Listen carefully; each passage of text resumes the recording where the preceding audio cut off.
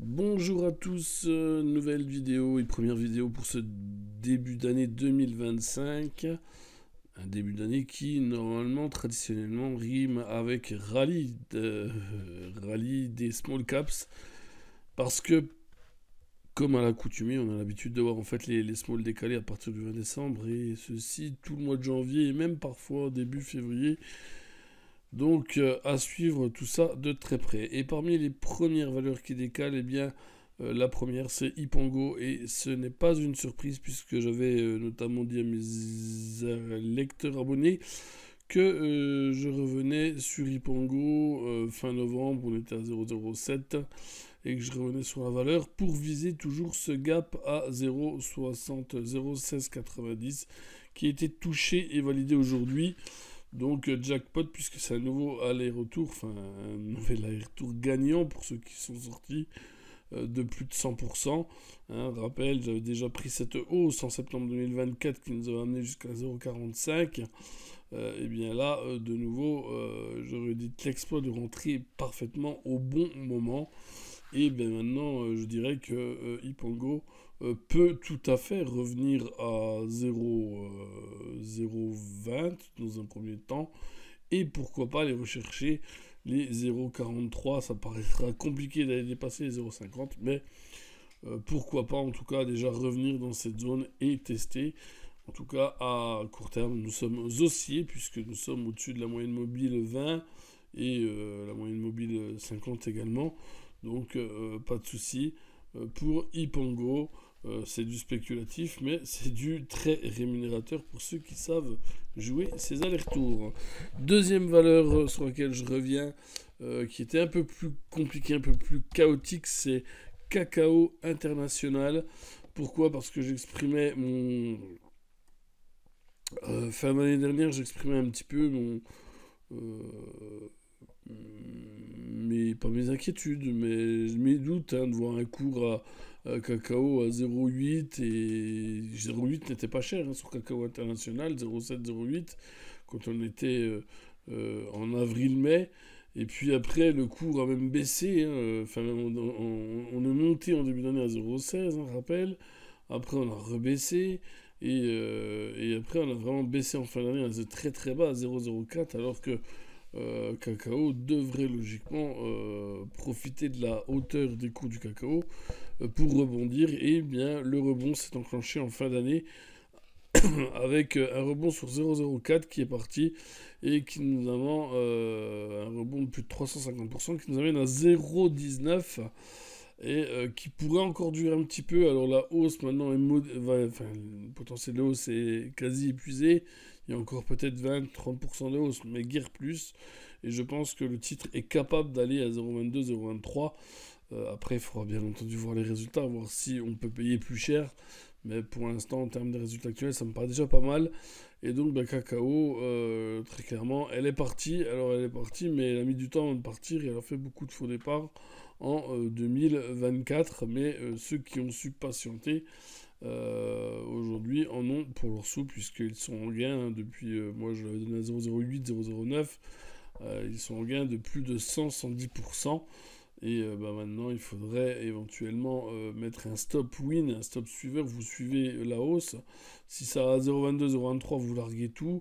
Ou stratégie boursière, vous larguez déjà 2 tiers, vous vendez 2 tiers et vous mettez un stop sur le reliquat de votre ligne qui, on l'espère, pourrait vous emmener jusqu'à 0,22, 0,23. Voilà comment on peut faire en tout cas. Je pense qu'à 0,22, 0,23, il est conseillé de sortir totalement sa ligne, quitte éventuellement à reprendre une position si par la suite ça venait à rebaisser. Voilà, donc Cacao International, c'était plus compliqué qu'Ipango, notamment à cause de ce trou-là en fin d'année à 0,04, mais c'était de la valeur d'investissement et c'est une valeur qui a bien répondu en cette fin d'année et qui répond bien encore en ce début d'année puisque le titre progresse aujourd'hui de 7%, donc potentiel de hausse maintenant mesuré d'environ 20% restant. Également, autre valeur sur laquelle je reviens, qui à mon avis est à deux doigts de faire un très gros rebond, comme à son habitude, c'est Munich. Munich, elle a été La vedette en octobre 2024 passant de 0,44 à 1,10 € très très rapidement en une dizaine de séances. Elle a subi le contre-coup, un peu comme toutes les small en novembre, et que après la dissolution du gouvernement, etc., contre-coup avec un plus bas 0,52. Elle est remontée quasiment très rapidement en 4-5 séances. Il lui faut peu de temps en fait pour monter à ce titre. Et de nouveau, il y a eu une baisse en fin d'année sans volume, donc très peu significative, et une baisse qui est en train de se terminer, hein, qui avec un sell-off visiblement à 0,54 touché le 23 décembre. Je pense qu'on assiste à des ventes d'habillage de portefeuille, Windows Dressing, opération Windows Dressing. Voilà, certains voulaient vendre et quitter cette ligne peut-être, à voir. Mais là, on voit bien que depuis quelques séances, la baisse est terminée et ça tend à vouloir rebondir et les objectifs sont assez criants avec en premier objectif ce gap à 0,67, ensuite le gap ici à 0,83 et pourquoi pas aller rechercher l'indice si ça venait à casser alors si ça venait à casser l'indice, le potentiel d'eau serait assez exceptionnel ici, puisqu'il ne serait pas interdit de penser à un retour à 2,89 et voir pourquoi pas 3,71. En tout cas, s'il y a des bons résultats, le titre ne devrait pas rester longtemps sur ces niveaux. Je pense que Munich en 2025 fera comme même scap en 2024. C'est un peu le même genre de société. On vend des petites puces, des petits composants à très forte marge et il y a un potentiel. Aujourd'hui, on est sur un marché qui est en pleine croissance avec le marché de l'automobile. On a besoin de l'intelligence artificielle dans l'automobile. Et je pense que ce marché est clairement explosif et ce qui me rassure, c'est que le PDG détient 19% du capital de la société et ne fait pas appel au marché comme sur certaines small caps où on fait appel au marché pour tout et n'importe quoi en utilisant des fonds extrêmement dilutifs tels que ces financements que vous connaissez bien maintenant par OCA. Donc Munich à suivre de très près. Et enfin, je voulais revenir sur une autre que je suis, Almar Mare Nostrum, qui a déjà fait un beau rebond. Mare Nostrum, visiblement, va être sauvé. Rapprochement capitalistique en vue, le titre se réveille. On était à 0,3, on est remonté à 1,16€. Moi, je l'avais donné à 0,70, 0,80.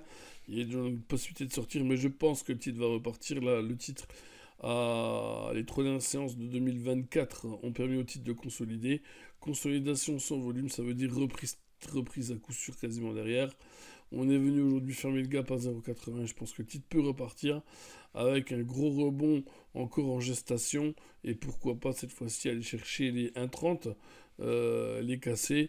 Et pourquoi pas aller après chercher un 2,30. Pourquoi pas. En tout cas, à mon avis, il y a encore du potentiel sur Mare Nostrum, même si c'est des trades réservés à des investisseurs aguerris, puisque la société est dans une situation assez spéculative, assez gravissime même, hein, pour nous dire. Voilà, c'est vraiment la spéculation. Allez, dernière valeur, je vous la donne en cadeau, c'est Poxel. Alors du coup, je ne sais pas si c'est un cadeau Poxel, c'est du spéculatif. Poxel ne peut pas financer, ne peut plus financer parce que les actionnaires ont refusé le financement via OCA. Donc du coup, il n'y a plus de programme de financement sur Poxel. La visibilité sur Poxel, visibilité financière, est réduite maintenant jusqu'au premier trimestre 2025. On y est, hein, c'est bientôt, c'est dans 3 mois. Et quid de Poxel? Que va-t-il se passer de Poxel?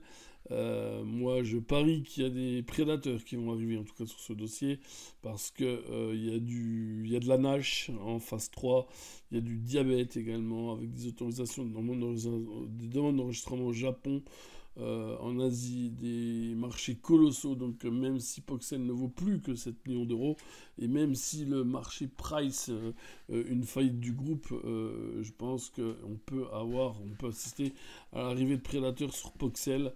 Et donc en premier objectif 0,19 et pourquoi pas après aller un peu plus haut en recherchant 0,30, le rebond du chat mort en quelque sorte, voilà. Et puis si le scénario ne venait pas à se réaliser. Alors on a validé sa position sous 0,12 en mettant un stop quand même finalement assez serré. Le potentiel de hausse est quand même assez large, hein, 30-40%, voire même plus, mais même 50%, ou voire même 100% si on allait jusqu'à 0,30, contre un potentiel de baisse, un risque de perdre 10-15%. Ce qui n'est pas non plus énorme en soi.